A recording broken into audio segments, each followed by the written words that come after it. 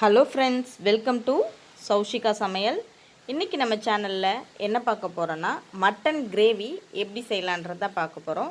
ரொம்ப ஈஸியாக, அதே சமயம் ரொம்ப டேஸ்டியாக, ரொம்ப சுலபமாக, அதே மாதிரி லிமிட்டடான இன்க்ரீடியன்ட்ஸ் வச்சு நம்ம வந்து செய்ய போகிறோம். இப்போ வாங்க அதை எப்படி செய்யலான்றதை பார்க்கலாம். நான் சொல்கிறத அப்படியே ஒன் பை ஒன்னாக ஸ்டெப் பை ஸ்டெப்பாக நீங்கள் வந்துட்டு அப்படியே ஃபாலோ பண்ணால் போதும். மட்டன் கிரேவி வந்து ரொம்ப சூப்பராக டேஸ்டியாக வந்துட்டு செஞ்சிடலாம் நம்ம. நான் வந்துட்டு அதுக்கு 1/2 கிலோ மட்டன் வந்துட்டு எடுத்திருக்கேன். இந்த 1/2 கிலோ மட்டனை வாஷ் பண்ணி தண்ணி இல்லாமல் ஃபில்ட்ரு பண்ணி ஒரு ஓரமாக எடுத்து வச்சுக்கலாம். இப்போ நம்ம ஒரு மசாலா ரெடி பண்ண போகிறோம். அதை வாங்க எப்படி பண்ணலான்றதை பார்த்துடலாம்.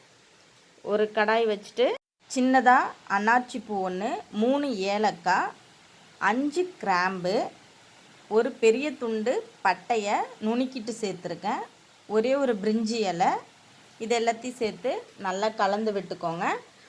லைட்டாக கலந்துட்டு அதுக்கப்புறமா 1 ஸ்பூன் மிளகு, 1 ஸ்பூன் ஜீரகம், 1 ஸ்பூன் சோம்பு, பெரிய ஸ்பூனில் 1 டேபிள் ஸ்பூன் வந்துட்டு தனியா, இதை எல்லாத்தையும் சேர்த்துட்டு மசாலா சூடு ஏறுற அளவுக்கு வறுத்துக்கோங்க.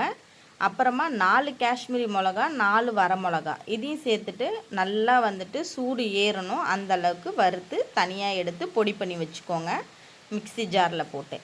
இப்போது நான் குக்கரில் செய்ய போகிறேன். குக்கரில் தேவையான அளவு எண்ணெய் ஊற்றி, எண்ணெய் காஞ்சதுக்கப்புறமா 1 துண்டு பட்டை, 3 கிராம்பு, 1 ஏலக்காய், அன்னாச்சி பூ 1, கொஞ்சமாக சோம்பு, 1 பிரிஞ்சி இலை, இது எல்லாத்தையும் சேர்த்து எண்ணெயில் சேர்த்து பொரிஞ்சதுக்கப்புறமா 3 பச்சை மிளகாவை கீறிட்டு சேர்த்துக்கோங்க.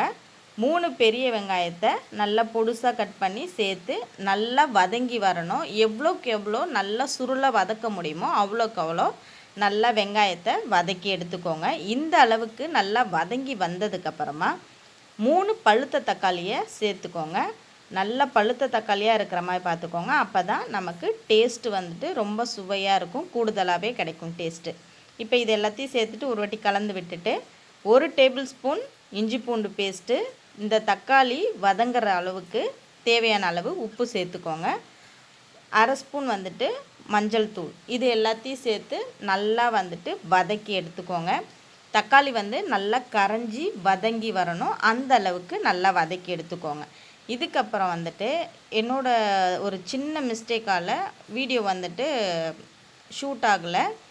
இதுக்கப்புறம் தக்காளி நல்லா வதங்கி வந்ததுக்கப்புறமா நம்ம வந்துட்டு மட்டனை வந்துட்டு அப்படியே நம்ம குக்கரில் சேர்த்துக்க வேண்டியதான்.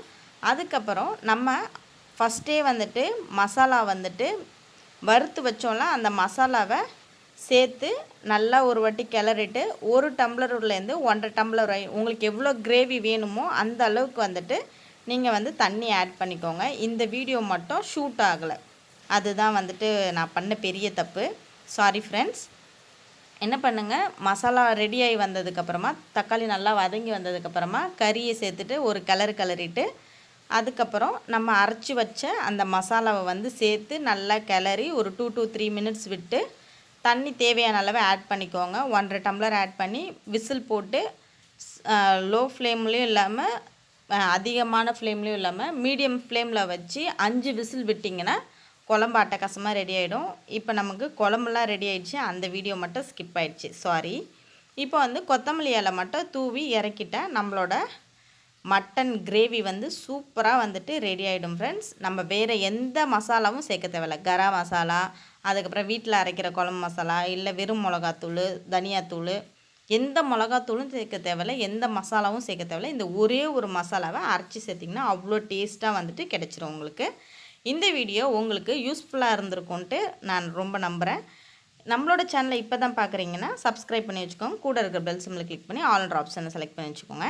இதோட நெக்ஸ்ட்டு ஒரு வீடியோவில் நம்ம சந்திக்கலாம் ஃப்ரெண்ட்ஸ்.